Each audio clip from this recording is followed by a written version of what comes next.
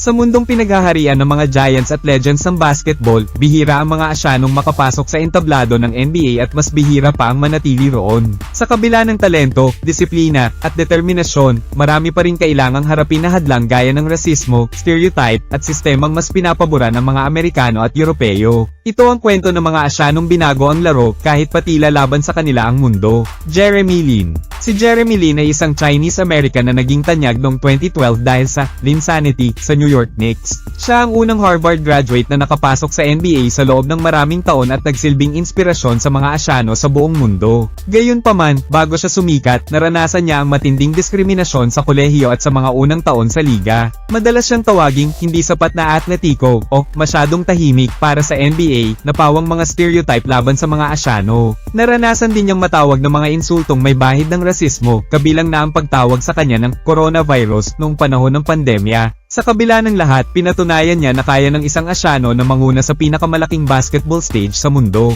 Habang tumatagal, unti-unting bumaba ang kanyang playing time at nagsimulang magpalipat-lipat ng koponan. Maraming analyst ang nagsabing hindi lang kakulangan sa performance ang dahilan kundi pati ang kakulangan ng tiwala sa kanya bilang Asian American guard. Ayon kay Lin, kung iba ang kanyang lahi, mas iba raw sana ang naging pagtrato sa kanya ng mga coach at team managers. Ipinakita rin niya sa mga panayam na ramdam niya ang panghuhusga ng ilan dahil hindi siya umaakma sa NBA image ng isang manlalaro. Bagamat nakamit niya ang tagumpay, nananatiling tanong kung bakit walang sumunod na Asian American na nagkaroon ng katulad niyang impact. Ang kanyang karera ay nagsilbing salamin ng mga hadlang na hinaharap ng mga Asyano sa NBA. Pagkatapos ng kanyang NBA stint, lumipat si Lin sa Chinese Basketball Association at nagpatuloy sa kanyang advokasya laban sa rasismo.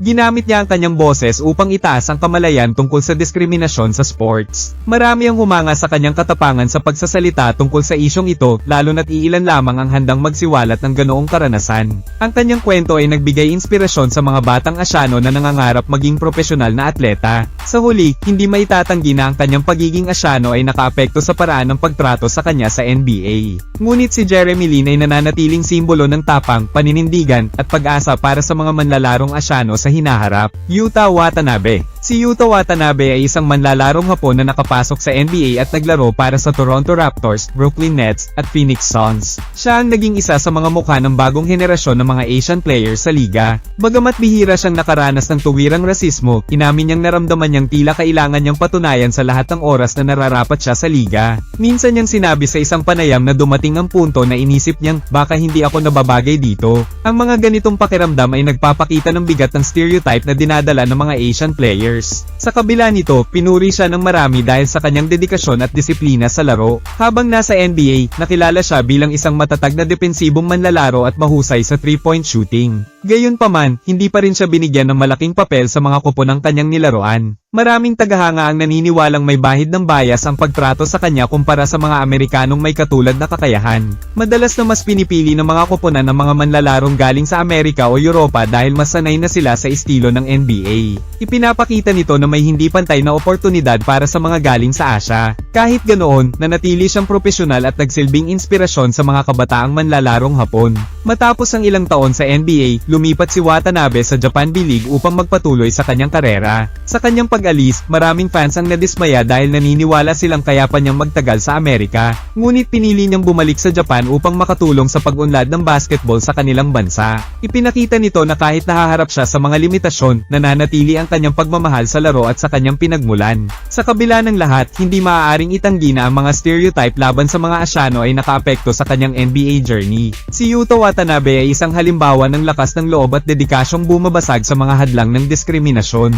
Yuki Kawamura. Si Yuki Kawamura ay isang batang manlalarong Hapon na nakapasok sa NBA noong 2024 sa ilalim ng Memphis Grizzlies. Sa taas niyang 5 feet 8 inches, isa siya sa pinakamaliit na manlalaro sa kasaysayan ng liga, kaya't agad itong naging malaking hamon sa kanya. Bagamat wala pang ulat ng tuwirang rasismo laban sa kanya, dala niya ang mga stereotype tungkol sa mga Asyano, mahina, mabagal, at hindi pang-enba ang katawan. Sa kabila nito, pinahanga niya ang marami dahil sa kanyang bilis, talino sa laro, at matinding determinasyon. Ang kanyang kwento ay nagpapatunay na ang talento ay hindi nasusukat sa taas o lahi. Nagsisilbi rin siyang inspirasyon sa mga batang Asyano na nangangarap makapasok sa NBA. Habang nagsisimula pa lamang ang kanyang karera, marami nang nakapansin na mas mataas ang hamon sa kanya kumpara sa iba. Kailangang doblehin niya ang pagsisikap upang makuha ang tiwala ng kanyang mga coach at teammates. Sa isang panayam, sinabi niyang wala akong kontrol sa aking taas pero kaya kong kontrolin ang aking trabaho at puso. Ang kanyang saloobin ay nagpapakita ng katatagan ng loob sa kabila ng mga hadlang. Bagamat hindi pa napatutunayan kung gaano siya tatagal sa NBA, nagbigay na siya ng pag-asa sa mga taga-subaybay ng basketball sa Asia. Ipinapakita ni Kawamura na hindi kailangang maging matangkad upang magkaroon ng malaking impluensya. Kung sakaling umalis man siya sa NBA sa hinaharap, masasabing hindi ito dahil sa rasismo kundi sa pisikal at sistematikong hadlang na matagal nang umiiral.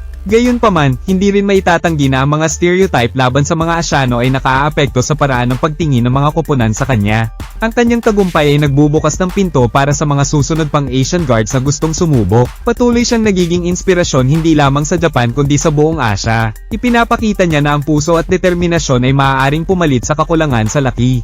Sa ganitong paraan, si Yuki Kawamura ay simbolo ng pag-asa at pagbabago sa modernong NBA. Yi Jianlian. Si Yi Jianlian mula sa China ay naging ika-6 na overall pick sa 2007 NBA draft ng Milwaukee Bucks. Noon ay inasahan siyang magiging susunod na malaking bituin mula sa Asia matapos ang tagumpay ni Yao Ming.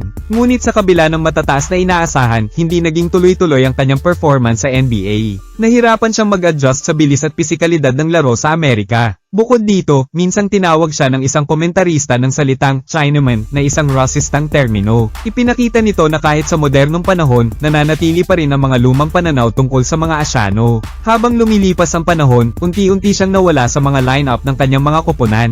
Maraming tagamasid ang nagsabing hindi lamang kakulangan sa galing ang dahilan kundi pati ang marketing value at imahe na hinahanap ng NBA. Ang mga Asyanong manlalaro ay kadalasang ginagamit sa promosyon sa merkado ng Asia, kaya't kapag hindi nagbunga ang marketing, mabilis silang isinasantabi. Sa kaso ni Yi, naging malinaw na bahagi rin ng sistema ang ganitong uri ng diskriminasyon. Hindi man hayagang rasismo, ang ganitong pagtrato ay nagpapakita ng kawalan ng tunay na oportunidad. Dahil dito, napilitan siyang bumalik sa Chinese Basketball Association kung saan siya naging star player. At ang kasalukuyang rookie naman ngayon na pinaniniwala ang biktima ng rasismo ay si Young Hansen na tinagurian pang Chinese Joker noong NBA preseason. Hindi tiyak na masasabi na biktima ng racism si Young Hansen.